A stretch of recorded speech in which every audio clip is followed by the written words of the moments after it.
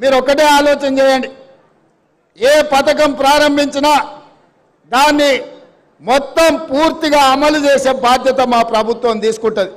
హడావిడిగా ప్రారంభించి అటక మీద పెట్టే ఆలోచన మా ప్రభుత్వం చేయదు. ఏది ఇచ్చినా ఆనాడు ఆకాశమే హద్దుగా ఇందిరమ్మ ఇల్లు అడిగిన ప్రతి పేదవాడికి అక్కడక్కడ ఒకరొకరు రెండు తీసుకున్నా కూడా ఆ ఎల్ల Congress party doctor YS Rajasekhara Reddy గారు ఉన్నప్పుడు ఇచ్చిన మాట వాస్తవం కాదా మీరు ఆలోచన చేయండి. అందుకే ఇవాళ నేను ఒక్క మాట సూటిగా కేసీఆర్కు సవాలు విసురుతున్నా. నువ్వు డబుల్ బెడ్రూమ్ ఇల్లు ఇచ్చినా దళితులను ఆదుకున్నా అంటున్నావు కదా.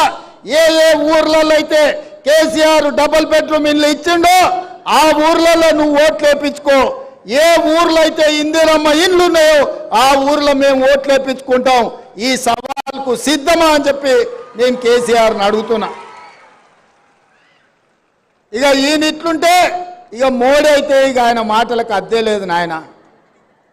ఆయన మంచి మంచి డ్రెస్సులు వేసుకుంటాడు, తీయగా మాటలు చెప్తాడు. ఆయన బీజేపీ ఎన్నికల మేనిఫెస్టోలో చెప్పారు 2022 వరకు భారతదేశంలో ఉన్న పేదోళ్లకు 100% ఇండ్లు కట్టిస్తాం. ప్రధానమంత్రి ఆవాస్ యోజన పథకం కింద దేశంలో ఉండే ప్రతి పేదవాడికి ఇండ్లు కట్టిస్తా అని అడిగాడు.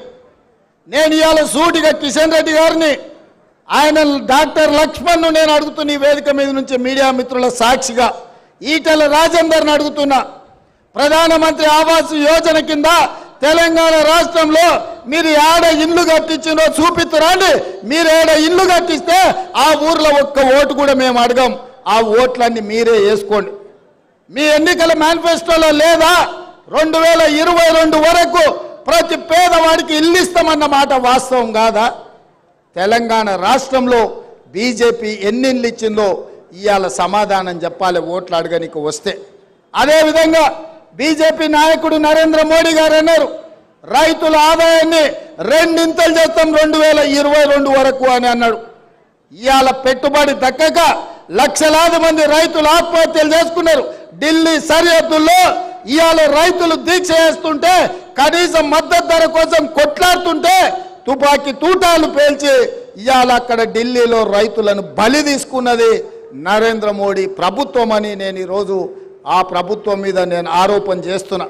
అదేవిధంగా స్విస్ బ్యాంకులో నల్లధనము లక్షలాది కోట్ల రూపాయలు ఉంది. అవన్నీ తెచ్చి ప్రతి పేదవాడి ఖాతాలో 15 లక్షల రూపాయలు వేస్తా అని అన్నాడు నరేంద్ర మోడీ. మా పేదోళ్ళకు కాదు ఈ మీడియా మిత్రుల కన్నా ఎవరికన్నా ఖాతాలో ₹1 నన్ను వేసినాడా? మరి ప్రతి పేదవాడి ఖాతాలో 15 లక్షలు వేస్తా అన్నాడు. 15 పైసలు కూడా వేయలే, అనా పైసా కూడా వేయలేదని నేను ఈ సందర్భంగా చెప్పదలుచుకు. ఇదే కాదు 2014 ఎన్నికల సందర్భంగా చెప్పిండు ప్రతి సంవత్సరం 2 కోట్ల ఉద్యోగాలు ఇస్తా అన్నాడు.